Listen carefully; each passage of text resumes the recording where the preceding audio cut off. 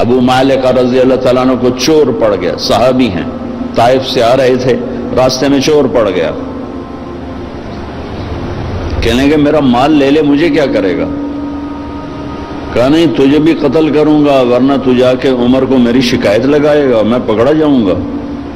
کہنے کہ پھر 2 رکعت تو پڑھنے دے، آخری نماز کا پڑھ لے، نماز سے کیا ہوتا ہے؟ نماز سے کیا ہوتا ہے؟ نماز پڑھی، 2 نفل پڑھے، یا ودود یا ذا العرش المجید یا فعالا لما یرید۔ ہائے ہائے ہائے، اللہ کو جو پکارا اور اس نے تلوار اٹھائی کہ یا ارحم الراحمین، یا ایک دفعہ یا ارحم الراحمین، تو ایک دم آواز آئی لا تقتلہ، اسے مت قتل کرو۔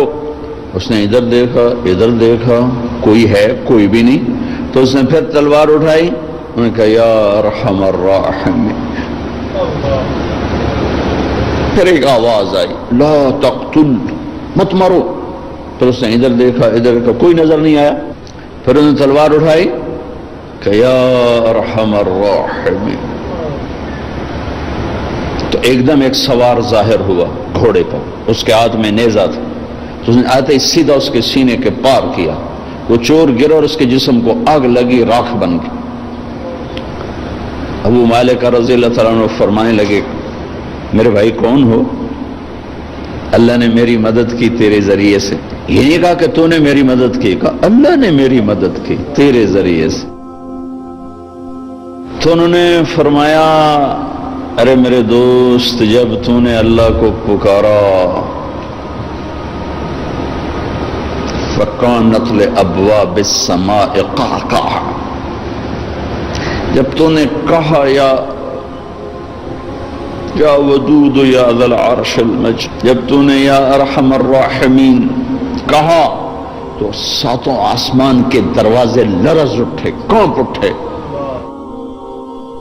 جب تم نے دوبارہ پکارا تو آسمان کے فرشتوں میں چیخ و پکار مچ گئی۔ جب تم نے تیسری دفعہ پکارا تو میرے اللہ نے کہا کون ہے میرے بندے کی مدد کے لیے تیار؟ تو میں نے عرض کی یا اللہ میں تیار ہوں، کہ میں 7ویں آسمان کا فرشتہ ہوں۔ جب اس نے پہلی دفعہ تم پہ تلوار اٹھائی تو میں نے 7ویں آسمان سے پکارا لا تقتل، مت مارنا۔ جب اس نے دوسری دفعہ تلوار اٹھائی تو میں پہلے آسمان پہ پہنچ چکا تھا اور میں نے کہا لا تقتل، مت مارنا۔ اور جب اس نے تیسری دفعہ تلوار اٹھائی تو میں تیری مدد کو پہنچ چکا تھا۔ اور جو بھی اللہ کو ایسے پکارے گا اللہ اس کی مدد کو آئے گا۔ ایک آدمی نے دروازے کھلوا لیے، 50 لاکھ آدمی اکٹھے، دروازے کیوں نہیں کھل رہے؟ او بھائیو، ایک ہو پکارنے والا، عرش ہل جاتا ہے۔ یہاں 1 کروڑ پکار رہے ہیں،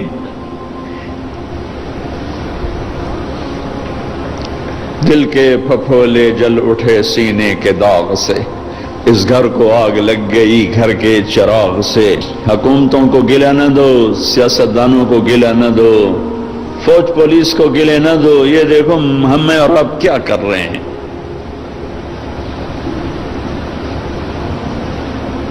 90% پاکستانی نماز نہیں پڑھتے، پاکستانی جھوٹ بولتے ہیں، دھوکہ دیتے ہیں، فراڈ کرتے۔ پہلے ہم نے اپنی عزتوں کو نیلام کیا، پھر غیروں نے منڈیاں لگا لی۔ پہلے ہم نے مسلمان کی عزت کو داغدار کیا، پھر غیر خریدار بن گئے۔ غیروں کو گلہ نہ دو، تو ادھر ادھر کی نہ بات کر، یہ بتا کہ قافلہ کیوں لوٹا، مجھے راہزنوں سے گلہ نہیں، تیری راہبری کا سوال ہے۔ جب کبھی امت تھی تو راجہ داہر کے ڈاکوؤں نے ہمارا قافلہ لوٹا۔ ایک لڑکی نے کہا یا للحجاج، حجاج ظالم، کوئی ہماری تاریخ کا اچھا انسان نہیں، ہماری تاریخ کا کوئی قابل ذکر انسان نہیں، ظالم۔ یا للحجاج، اے حجاج تو کہاں ہے؟ بصرے کا، عراق کا گورنر تھا. چند لوگ جان بچا کے بھاگ نکلے تھے. وہ پہنچے تو انہوں نے حجاج سے کہا کہ ایک لڑکی نے یوں پکارا تھا. تو وہ کھڑا ہو گیا کہ لبیک یا اختی، لبیک یا اختی، لبیک یا اخت. میری بہن، حجاج حاضر ہے، حجاج حاضر ہے، حجاج حاضر ہے. آپس میں عزتیں محفوظ تھیں، غیروں نے عزت پہ ڈاکہ ڈالا تھا. تو ایک بدماش کھڑا ہو گیا، کوئی تاریخ کا اچھا انسان نہیں ہے، بدماش، بنو امیہ کا چھوڑا ہوا بدماش تھا. عبد الملک ابن مروان تو مر چکا تھا، ولید اسی نے اس کو مسلط کیا تھا. اور وہ ولید کا زمانہ تھا. ایک لڑکی کی پکار پر اس نے قسم اٹھائی، نہ چارپائی پہ سوؤں گا، نہ بیوی کے قریب جاؤں گا جب تک اس بچی کے میں آواز پر نہیں پہنچوں گا. یہاں موبائل پہ قتل ہو رہے ہیں، کون قتل کر رہا ہے؟ حکومت کا کیا قصور ہے؟ حکومت کتنے سپاہی کھڑے کرے؟ اللہ کو ساتھی بناؤ، اللہ کو ساتھی بناؤ. اللہ پہرے پر آئے گا تو یہ کام ہوگا. ہماری حکومت بیچاری 5 لاکھ سپاہی ہیں، اندازاً کہہ رہا ہوں 18 کروڑ پر کیسے نگہبان بن سکتے ہیں؟ پہلا لشکر بھیجا، ایک لڑکی کی پکار پہ اس لشکر شکست ہو گئی، اکثر شہید ہو گئے. پھر دوسرا لشکر بھیجا، مکران میں ان کو بھی شکست ہو گئی، وہ بھی شہید ہو گئے، تھوڑے سے بچے. تیسرے لشکر کے لیے ولید بن عبد الملک کے نے اجازت نہ دی، کہا نہیں میں نہیں اجازت دیتا، اتنا تو نے میرا نقصان کر دیا. 2 لشکر تباہ کر دیے ایک بچی کے پیچھے. حجاج نے کہا کہ مجھے برائے مہربانی اس دفعہ آپ اجازت دے دیں، جتنا خرچہ میں خزانے سے لوں گا اس سے دگنا میں خزانے میں واپس کروں گا. تو پھر دوبارہ 4000 کا لشکر تیار کیا اور محمد بن قاسم اپنے بھتیجے کو امیر بنایا، 17 سال کا نوجوان، اور اس کو روانہ کیا. اور اللہ نے اس کے ذریعے سے محمد بن قاسم میرے ضلع ملتان تک داخل ہوا. 92 ہجری میں ملتان میں داخل ہوا اور مکران سے ملتان تک 1 لاکھ انسانوں نے کلمہ پڑھا، اس کے خلوص پر، اس کے اخلاق پر، اس کے ایمان پر. ایک بچی کی فریاد پر حجاج جیسا تڑپ اٹھا تھا. آج کروڑوں بچیوں کی فریاد ہے. لیکن مصیبت یہ ہے کہ ان کروڑوں کی عزتوں سے کھیلنے والے یہودی نہیں ہیں، مسلمان ہیں. تم اللہ کے قانون سے ٹکراتے ہو، پھر کہتے ہو اللہ ہماری مدد نہیں کرتا. اللہ کدھر؟ اللہ تو ہے. نحن اقرب الیہ من حبل الورید، ہم تیری شارخ سے زیادہ قریب ہیں، پر تو جاری تو لگا.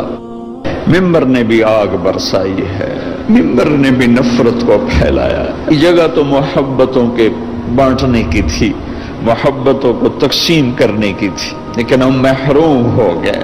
محروم، کوئی محرومی ایک طرح کی نہیں آئی. جس ممبر نے دلوں کو کھینچنا تھا، جس ممبر نے امت کو جوڑنا تھا، جس ممبر نے کالے اور گورے کو جوڑا.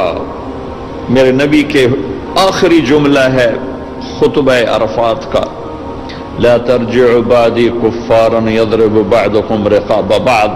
میرے بعد کافر نہ ہو جانا، ایک دوسرے کی گردن کاٹتے پھرنا. اور سننا ولا تسودوا وجہی یوم القیامہ، قیامت کے دن مجھے شرمندہ نہ کرنا اللہ کے ساتھ. کلاس کے بچے فیل ہو جائیں تو استاد شرمندہ ہو رہا ہوتا ہے، چاہے استاد نے پوری محنت کی ہو، شرمندہ ہو رہا ہوتا ہے کہ میری کلاس فیل ہو گئی. اگر آج کوئی مسلمان ہے ہی نہیں، میرے نزدیک آپ کافر، آپ کے نزدیک میں کافر، ان کے نزدیک وہ کافر، ان کے نزدیک وہ کافر، تو پھر مسلمان ہے کون؟ اگر یہ سارے ہی کافر ہیں تو میرے نبی کہہ رہے ہیں لا تسودوا وجہی یوم القیامہ، دیکھو مجھے قیامت کے دن شرمندہ نہ کرنا، رسوا نہ کرنا. میں یہود کا گلہ کیا کروں کہ وہ ہمارے گلے کاٹ رہے ہیں، میں ان کا کیا کروں جو روز کراچی میں لاشیں گرا رہے ہیں. وہ یہودی ہیں جو پنجاب میں لاشیں گرا رہے ہیں، جو سرحد میں لاشیں گرا رہے ہیں، جو سندھ میں لاشیں گرا رہے ہیں، جو بیویوں کے منہ پہ تیزاب پھینک کے انہیں دردناک عذاب میں مبتلا کر رہے ہیں. یہ یہودی ہے؟ عیسائی ہے؟ جہیز نہ لانے پر بچی کو جلا رہے ہیں، یہ یہودی ہے؟ بیٹی پیدا ہونے پر اس کے منہ پہ تیزاب. پڑھو اخبار کی خبریں. میرے اپنے علاقے کا واقعہ، خاتون آئی، چہرہ جلا ہوا، دیکھا نہیں جا رہا تھا، بیٹے کا بھی اس کا بھی. کیا ہوا؟ کہ یہ میرے مرد میرے اتنے تیزاب سٹ چھڑے. مرد ہمارے یہاں خامد کو کہتے. یہ تیزاب ڈالنے والا یہودی تھا. پہلے ہماری نسل کو مسلمان نے کاٹا، پھر غیروں نے کاٹا. پہلے مسلمان نے مسلمان کو لوٹا، پھر غیروں نے لوٹا. پہلے مسلمان نے مسلمان کے گھر جلائے، پھر غیروں نے جلائے. پہلے مسلمان نے مسلمان کی عزتوں کو اور پگڑیوں کو اچھالا، پھر غیروں نے اچھالا. پہلے مسلمان نے مسلمان کے مال پہ ڈاکے ڈالے، پھر غیروں نے ڈاکے ڈالے. پہلے مسلمان نے مسلمانوں کے بچے ذبح کیے، معصوم بچے اٹھا کے ذبح کر کے گلی میں پھینک جاتے ہیں، بوریوں میں بند کر کے پھینک جاتے ہیں. یہ اسرائیل کے یہودی ہیں؟ کون ہیں؟ کہاں سے آئے ہیں؟